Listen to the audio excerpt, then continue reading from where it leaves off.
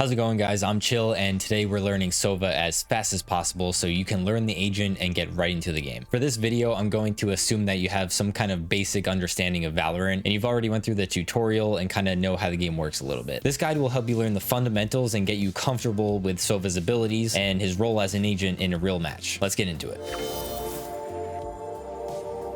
Before diving into his abilities, let's talk about SOVA's role as an agent. He is an initiator, which means his abilities are designed to gather info for your team and set them up to either take a site on attack or reveal enemy locations to give your team info on where an enemy may go on defense. SOVA has some of the best and most reliable abilities to perform this task in Valorant, and he has been a staple agent in the meta since the game's inception. Most players welcome a SOVA because of how well his abilities contribute to a team's success. At higher ranks and professional play, SOVA does get swapped out on certain maps like Split, but for the purposes of this video, we'll stick with the basics. Now that you understand SOVA's role as an agent, we can answer the questions when, where, and why so you know the full story of SOVA's abilities.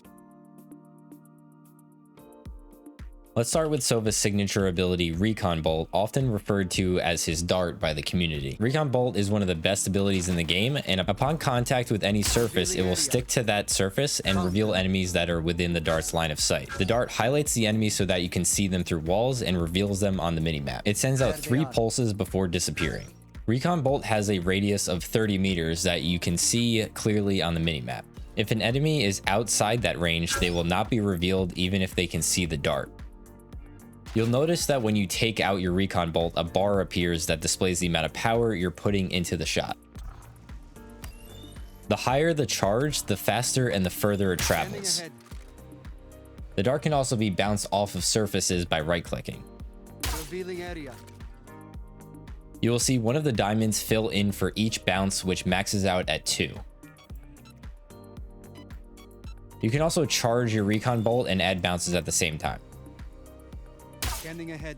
The Recon Bolt can be shot by the enemy at any point during its duration, and even if the enemy shoots the dart, they are still revealing themselves because the dart is being destroyed. You may not get info on how many players are in the location, but you will know at least one player is there. If your enemy can see the dart, they will get revealed by it, but if they cannot see the dart, they will not be revealed. Generally speaking, you want to fully charge the bar when you are aiming directly at a target, because the quicker it lands, the harder it is for your enemies to react and shoot the dart. However, there are circumstances where you want to shoot it as quickly as possible if an enemy is close by. You'll usually want to do this at the ground so the dart lands quickly and you can reveal the enemy close by. Scanning ahead. Found them. The other circumstance is bouncing your dart. You can bounce the dart off a wall or other surface so it lands in an area that you otherwise would not be able to hit with no bounces. Scanning ahead. There they are. For example, if you're playing Defense B on Ascent, you can bank off the ceiling and land the dart in B lobby to get early information on the attacking team or set up a really easy wall bang. Scanning ahead. There they are.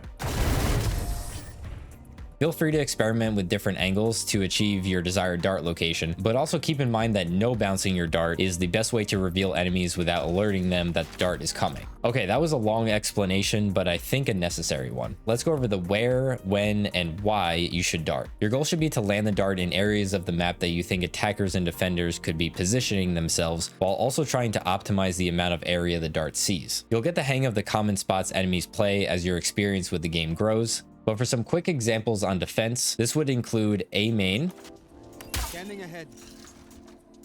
Found them. top mid, Scanning ahead.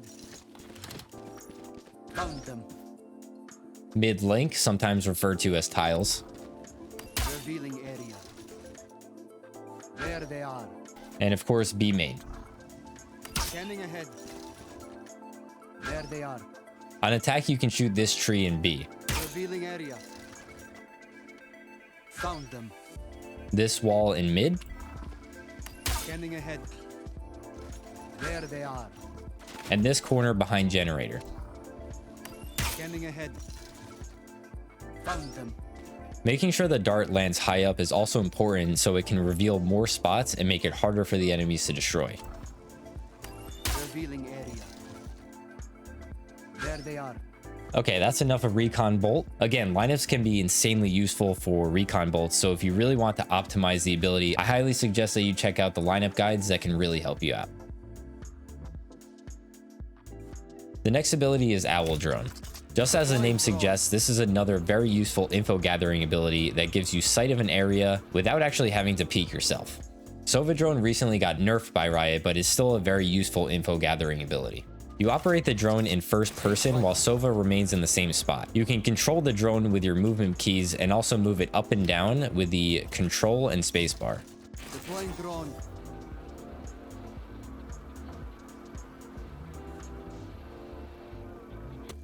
The drone does have a max height, but if the surface beneath your drone is higher than the ground, the drone will use that as its new base level and reach further heights. You can also aim the drone's reticle with your mouse, but keep in mind the sensitivity will be much higher than your normal aiming sensitivity, so it takes a bit to get used to. You can also tag enemies with a dart that reveals the tagged enemy twice. Enemy mark. The drone lasts 7 seconds, or you can cancel the drone if you need to, depending on the situation. Deploying drone. If an enemy throws a grenade or other damage dealing ability at you, then this would be a good time to exit the drone and not die like that. Okay, so on to the where, when, and why should you drone. Just like Recon Bolt, you want to optimize the amount of area that the drone sees and always try to shoot the enemy that you see. Enemy tag. The enemies will be revealed on the minimap as well, so your teammates can see what your drone sees. You should always try to drone from a position where you are at least risk of an enemy pushing you or abilities being used on you. Make sure you're always in cover, because if you aren't, you are easily killed.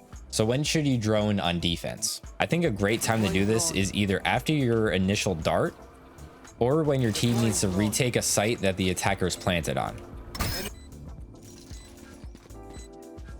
Your drone is great for helping your teammates take space because the enemy will be seen by the drone first and your teammates can quickly follow up on that info to potentially get a pick. This goes for attack and defense. So this is the last point on defense. If you revealed enemies with your dart on your site, consider saving your drone for the retake. Scanning ahead. There they are. Enemy tag. If your dart didn't reveal enemies, you can use it in another area of the map to optimize your info gathering. Enemy tag. On attack, most of the time you want to use your drone to further scout enemies on the site you will be attacking before your team enters.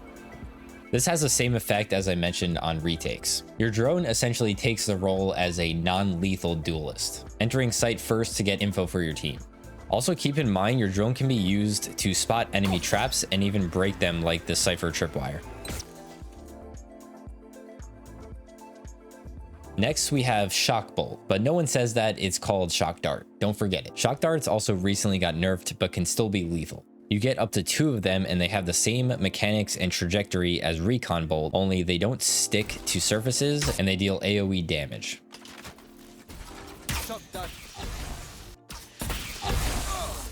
If you get hit with full damage, they deal 75 per dart, meaning you can get killed with 2 darts for 150 damage. These darts can damage a lot of enemy utility as well, like enemy traps and stationary utility. Let's go over the when, where, and why. Shock darts can be used in a variety of situations, but the situation can always change. When using shock darts, you need to stay close to cover for the most part for the same reasons you do with any ability. An easy thing to practice with shock darts is to learn how to peek just enough out of cover to shoot the dart somewhere and then return to cover.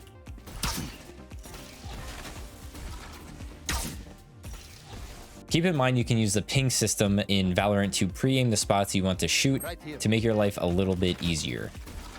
Shock dart. Shock dart. Shock darts can be used to deal damage during an enemy push on defense, on-site retakes,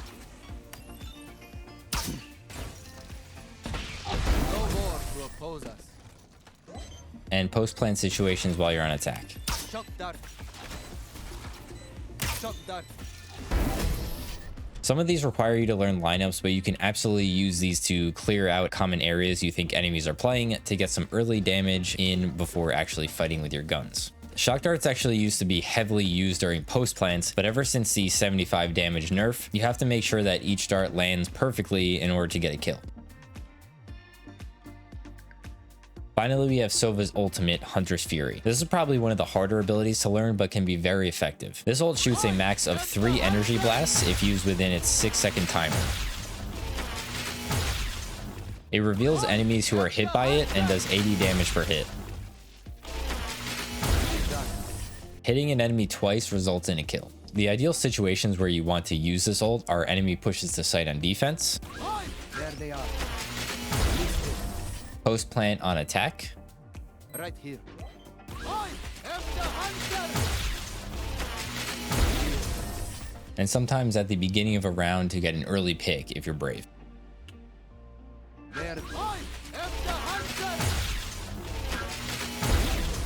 It was you or You typically want to use this ult after you dart or drone and reveal an enemy so that it gives you a target to aim at.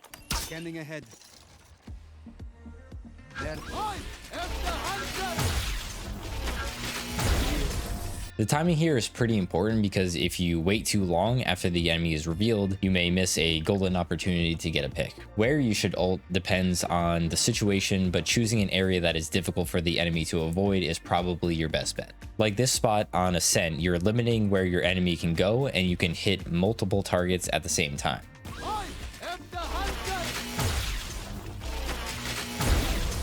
No one escapes my right here. Keep in mind you can cancel your ult if you need to get out of the position that you're in. I am the hunter. Maneuvering the ult is actually a whole other thing. It takes some practice to get down, but after you left click, you have about a second before the blast goes off. During this time, you can move the blast a tiny bit in any direction. You usually want to do this because it makes it harder for the enemies to run away from the blast.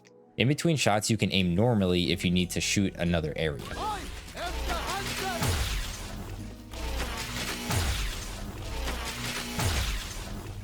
Also make sure to use your mini-map to get a good idea of where your blast is going and how far it's reaching. I am the hunter. Right here. Right here. Just make sure to think about the elevation of where you're shooting because you could be shooting into the ground or way above the enemy, rendering the ult useless. Nowhere to run.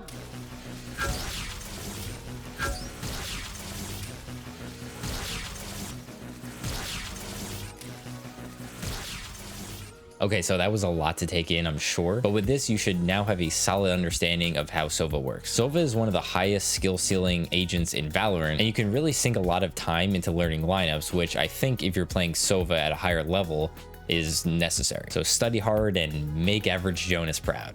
Don't forget to like the video if it helped you in any way. Let me know what agent to cover next and subscribe to never miss a video. Thank you guys for watching, and I'll see you in the next one. Peace.